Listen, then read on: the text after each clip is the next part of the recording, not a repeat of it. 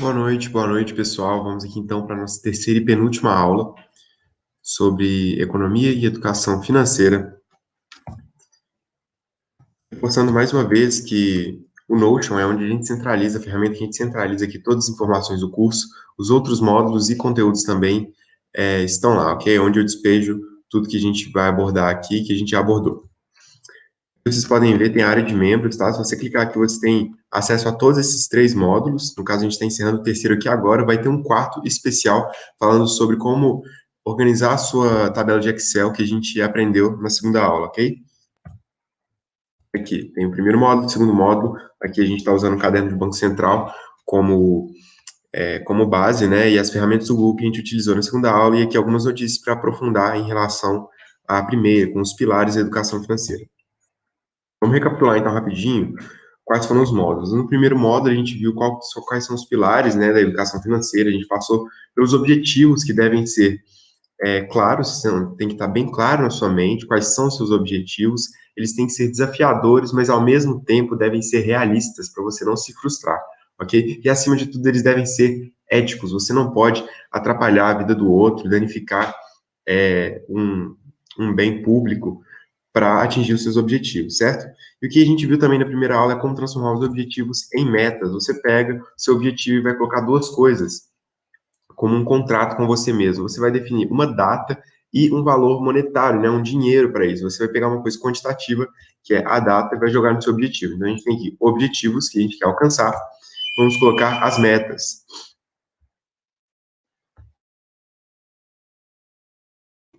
Certo, o telefone está tocando aqui, mas vamos lá.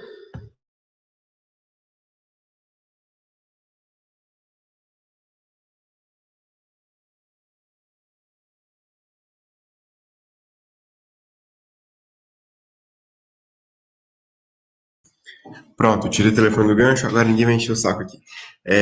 As metas, né, que seriam aí os valores quantitativos dos seus objetivos, como o valor e a data, ok? Segundo módulo, a gente falou sobre o planejamento financeiro, ok? A gente pegou toda essa desorganização, essa visão embaçada que pode estar a sua vida financeira e descobriu um modo de organizar, deixar essa visão mais clara para você entender os seus gastos e as suas receitas. Então, a gente introduziu dois conceitos importantes, o orçamento e a poupança. O orçamento é tudo que entra e sai do seu bolso, e a poupança é você pagando você do futuro, você investindo no seu futuro. Você deixa de consumir no dia de hoje, no presente, para investir e consumir no futuro, ok? Como a gente faz essa organização, esse clareamento da nossa vida financeira, a gente desenvolveu um orçamento doméstico. Usando a plataforma do Google, Google Planilhas e Google Formulário, a gente montou um orçamento inteligente, onde a gente vai completando ali como se fosse um aplicativo ao longo do mês os nossos gastos e bate no final com a nossa previsão. Ok, a gente concluiu na última aula que o dinheiro sem inteligência financeira é um dinheiro que desaparece depressa. Esse livro aqui, Pai Rico e Pai Pobre, vai ser Pai Rico, Pai Pobre, né? Ele vai ser sorteado no final do curso. Eu vou sortear para um participante aí que completar a prova e ir bem na prova final no fim de semana que vem, ok? Então a gente vai ter o fim de semana de agora, sábado amanhã, onde eu vou colocar uma videoaula tratando os dados financeiros ali da nossa planilha. No final a prova vai ficar aberta até ali mais ou menos segunda, terça-feira, para você executar, ok? Para o final de semana que vem, já é na primeira semana de junho, a gente fazer o sorteio ali ao vivo no meu Instagram desse livro, Pai Rico, Pai Pobre, ok? Para você continuar essa sua caminhada aí para o conhecimento das finanças pessoais. No terceiro módulo, a gente vai abordar duas coisas muito importantes que afetam diretamente o seu bolso. É a taxa de inflação e as dívidas, ok? Taxa de inflação e dívidas vão ser as duas coisas que a gente vai abordar nessa terceira aula. Vamos lá? Primeiro, o que seria a inflação? Vamos olhar aqui primeiro a inflação. Eu coloquei essa enquete no meu Instagram, perguntando aí se você. A pergunta aqui é hipotética, tá, gente? O chefe da empresa que você trabalha há um ano, depois de observar a sua ciência, decide aumentar seu salário em 10%. Essa pergunta deu uma briga gigantesca ali no meu chat privado do Instagram, de um monte de gente falando que, na verdade, a resposta é que é bom, sim, todo aumento é bem-vindo, todo aumento de salário é bom, mesmo que houvesse inflação, mesmo que você merecesse mais, etc e tal. Mas qual que é o argumento principal aqui? Um aumento de 10%, ele é melhor do que aumento nenhum. mas ele não é um aumento bom. Por que que a gente não consegue concluir que é um aumento bom? Vamos supor que esse aumento ocorreu nesse ano aqui, ó, em março de 1990, onde o IPCA, a taxa de inflação mensal, na verdade, o índice de inflação mensal, chegou a 82% no mês. Ou seja, o dinheiro que você tinha no início do mês, no final do mês, ele comprava 80% menos do que no início. Então, esse aumento de 10% ali não valeria de nada no final. Imagina, isso foi um mês, imagina o ano. Qual foi o pique enorme que teve ali da inflação acumulada desse ano? Aqui no Brasil, as pessoas aí como os meus pais, eu sou uma pessoa muito jovem, não cheguei a viver efetivamente esse período de hiperinflação, mas vocês sabem, o Brasil teve um período com taxas enormes, grandíssimas, onde o funcionário ali do supermercado ia atualizando na hora o preço, você já tinha que correr para pegar aquela que estava com preço antigo e tinha aquelas épocas, aqueles momentos de dispensa, né? Você encher a dispensa, a primeira coisa que você fazia quando você recebia o salário era ir no supermercado encher o carrinho, porque você sabia que no final do mês tudo ia estar mais caro. Exatamente isso que é a inflação, gente. A inflação é o aumento generalizado de preços de produtos ou serviços, ok? Mas essa frase bem genérica, a gente vai transformar ela numa fórmula matemática um pouquinho mais para frente. Aqui eu peguei os dados de inflação de abril de 2021, tá?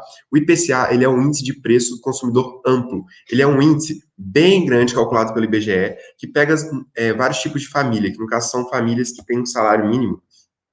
Não, próximo slide, só estava colando aqui. Que tem um salário que pode variar de 1 a 40 salários mínimos. Aqui no final tem o IPC. O IPC, ele tem uma cesta de produtos menor, ou seja, ele analisa variações no preço de famílias que recebem de 1 a 5 salários mínimos.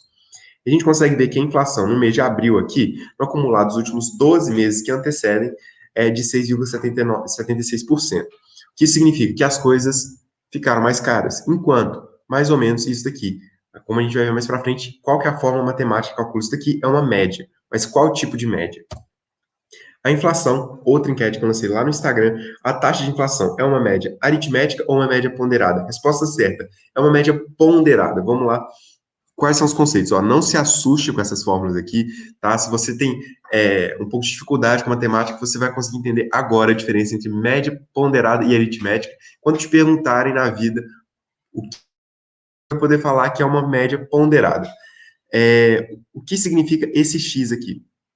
É a média aritmética. Como que ela é calculada? Você pega o somatório de um monte de coisas e divide pela quantidade dessas coisas. Por exemplo, se você quer calcular a média de notas de uma turma, você vai somar você vai somar a nota do primeiro aluno, do segundo aluno, do terceiro aluno, do quarto, até chegar no final, no último aluno, e vai dividir pela quantidade total de alunos. Você está acostumado aí a calcular a média das coisas, né? Se você tem aí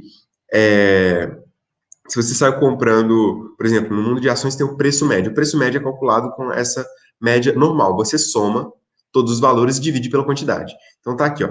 Você somou o x1 com o x2 com o x nananana, até chegar no final lá dos seus x e dividiu pela quantidade de coisas que você somou no final. Você tem uma média aritmética, uma média simples. Como que é a média ponderada? Olha que forma macabra que a gente tem aqui embaixo. A média ponderada ela é bem mais difícil de se calcular, tô brincando. Ela é bem simples, mas ela leva em consideração uma segunda coisa, a importância de cada um dos itens que você está colocando na média. Esse N aqui seria o peso dessa coisa. Por exemplo, você quer calcular a taxa de variação média dos preços, não é isso que a gente viu aqui, ó, que é a inflação, ela é um aumento generalizado de preços e produtos. O que acontece? Em um mês, o arroz pode variar 20% e você não come arroz. Então, o que isso vai mudar para você? Nada. Se você não come arroz, essa variação não vai mexer na sua inflação pessoal. Então, a gente tem que colocar qual que é o peso disso no bolso das pessoas. Por isso que a gente usa a média ponderada, onde você vai pegar qual que é a importância disso e multiplicar pela variação e somar com outra. E no final você vai dividir isso tudo pelo seu N, né? Pelo seu pela essa taxa de importância, que seria os 100%. Vamos dar uma olhada aqui, então, como é o IPCA. Esse aqui é o IPCA de abril, tá? E aqui eu coloquei o peso das coisas, para você entender. O IPCA, ele é bem amplo e ele leva em consideração as regiões do Brasil. Eu peguei aqui a diferença de BH. No final, o IPCA, ele vai levar em consideração esse daqui. Ele vai representar esse daqui, mas isso daqui é uma média de vários outros. O peso da alimentação, vamos supor que você tem 100 reais. 100 reais, você vai gastar no mês 100 reais. Se você tiver só 100 reais para gastar no mês, basicamente o peso dessas coisas seria isso daqui. Para você sobreviver, você gastaria mais ou menos isso daqui. 20 reais, ou melhor, 20% seria gasto em alimentação e bebida, 15% na sua habitação e assim por diante. Está dando para entender como funciona o peso? Quanto você gasta daquilo. Então aqui a gente tem que existe uma pequena variação entre como que é essa média de peso no Brasil e como é em BH. Você pode ver, ó, que teoricamente em BH o peso das habitações é menor do que no Brasil, porém os artigos de residência têm um peso maior e assim por diante. Qual que é esse você aqui? O seu peso é diferente. Por exemplo, eu não tenho gastos com a minha educação.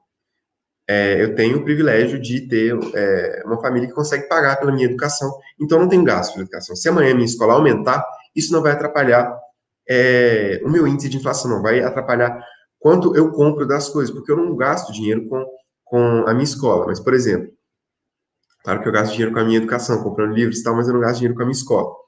Mas, por exemplo, a comunicação. Grande parte do que eu gosto é assinar serviços de streaming. Mas minha família não assina.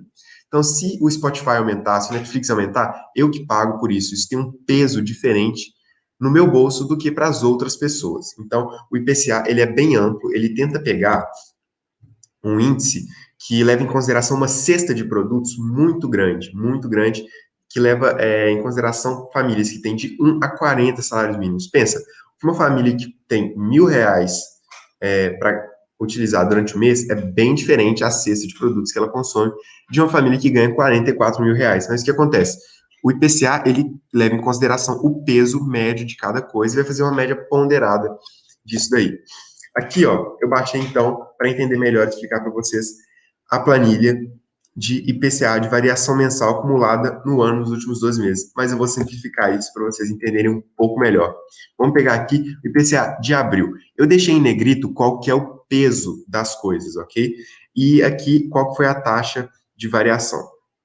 A taxa de variação média, esse índice geral, ou seja, a inflação, ela varia nas regiões, olha só. No Brasil, teve uma taxa de 2,37, mas em Belo Horizonte foi 2,63, bem diferente do Rio de Janeiro, de São Paulo, de Brasília e etc. O que é interessante notar nessa metodologia? Olha aqui, olha que legal. O gasto, o peso da educação é diferente em cada região do Brasil. É diferente do gasto, por exemplo, em Belo Horizonte, o peso da educação é 5,39. Já em Brasília, é 7,45. O que significa? Significa que na hora do IBGE calcular, ele identifica que, em Belo Horizonte, o peso que é gasto, ou seja, o peso da educação para Belo Horizonte é diferente do peso para Brasília. Ou seja, as pessoas gastam mais dinheiro em Brasília com educação do que é gasto no Brasil.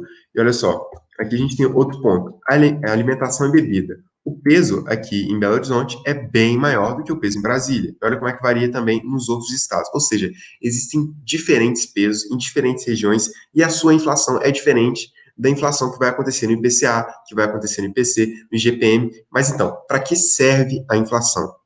A inflação, o IPCA, ele é usado como o índice oficial do governo, nas projeções, na hora dele ver a meta da inflação, ele utiliza o IPCA, e também é utilizado na correção de contratos. Por exemplo, o IGPM leva em consideração outros índices, ele usa o preço da construção civil, leva em consideração o IPCA, e é utilizado, por exemplo, em contratos de aluguel. Quando seu contrato de aluguel vai ser atualizado, no seu contrato de aluguel provavelmente tem ali alguma coisa que fala que ele vai ser corrigido pelo IGPM. Ou seja, não vai ser corrigido pela taxa de inflação do IPCA, vai ser usado o IGPM. Ok? A gente vai ficar aqui durante esse curso focado no IPCA, por ser um índice utilizado aí de forma ampla, tá?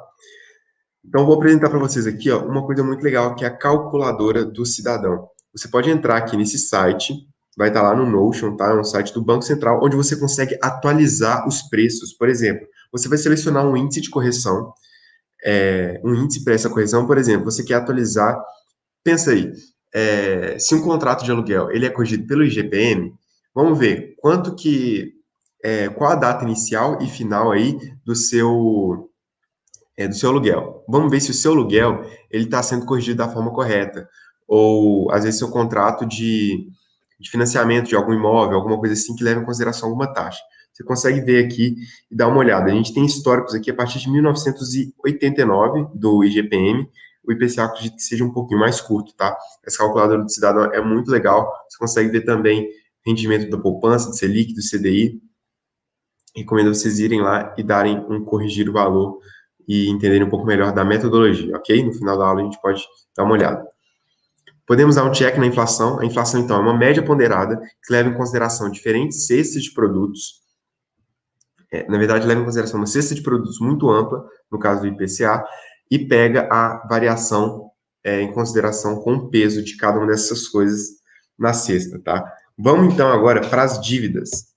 O que é uma dívida? Dívida é uma compra realizada no crédito, que tem um pagamento, você compra a coisa agora para pagar no futuro. Vamos então dar uma olhada em quais são os tipos aqui mais básicos. Compra no cartão de crédito, se você compra, vai cair só na sua próxima fatura. Um financiamento, quando você financia um imóvel, uma certa forma de empréstimo, você também está contraindo uma dívida, você está comprando uma coisa no crédito. Mesma coisa de um empréstimo, seja consignado, imobiliário. Quais são as vantagens do crédito? Você consegue antecipar seu consumo. Vamos supor que você está muito ansioso para comprar uma roupa, mas você não tem esse dinheiro agora. O que você consegue fazer? Comprar no cartão de crédito. Você pode ir no cartão de crédito, passar lá e comprar mesmo sem ter o dinheiro. Então você consegue comprar sem nem ter recebido. Você pode não ter nada. No futuro você pode até não ter o dinheiro, mas agora você consegue comprar. Você consegue, então, atender emergência. Vamos supor que seu carro estraga, você está meio sem grana ali, não tem uma reserva de emergência, que é uma coisa que a gente falou na primeira aula, que é muito importante construir. Então, você vai comprar no crédito. Você também consegue aproveitar oportunidades. Vamos supor que está tendo uma promoção aí de um computador que você está perseguindo há séculos e você não tem o dinheiro completo, mas se você usar o cartão de crédito, você consegue aproveitar a promoção na hora. Então, você pega, usa o cartão de crédito para pagar no futuro. Quais são as desvantagens? A parte mais pesada disso tudo é que você pode acabar pagando juros abusivos.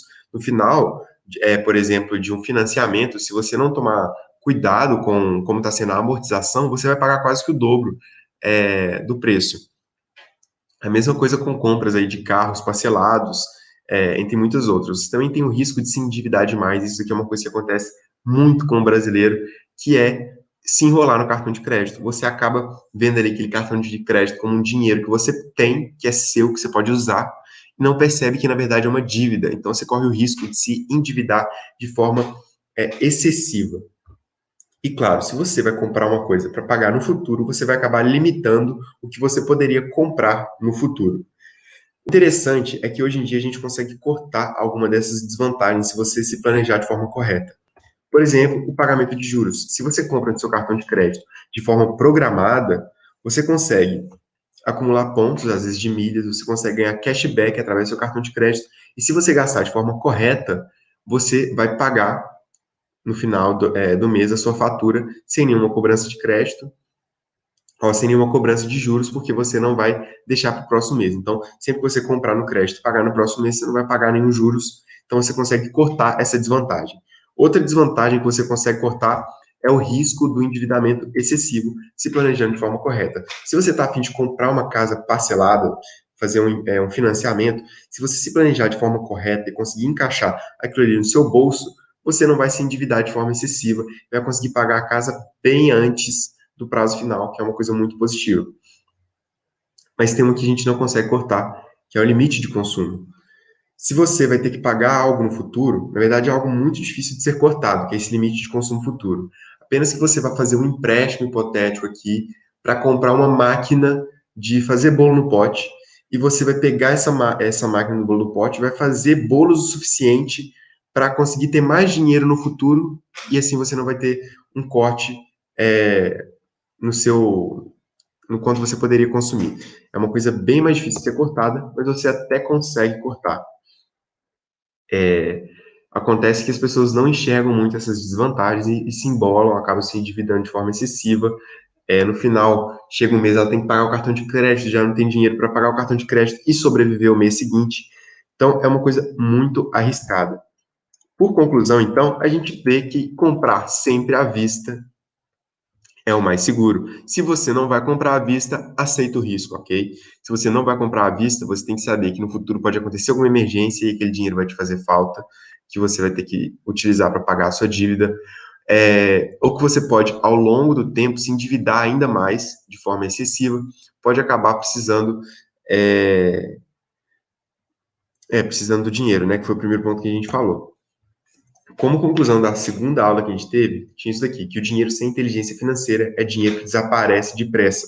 Então, o dinheiro que desaparece depressa está muito ligado com as pessoas se endividam de forma excessiva, porque ela sai usando ali, comprando, comprando, comprando, e quando chega o dinheiro dela, ela não se programou de forma eficiente e acaba tendo que pagar todas as dívidas logo quando o dinheiro já entra na conta dela, ok?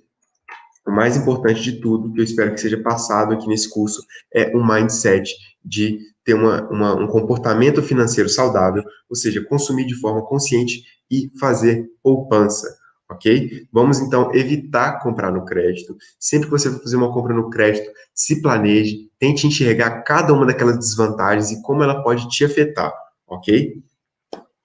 Finalizando por aqui, vamos dar uma olhada na calculadora do cidadão, beleza? Vamos aqui, ó. Calculadora do cidadão.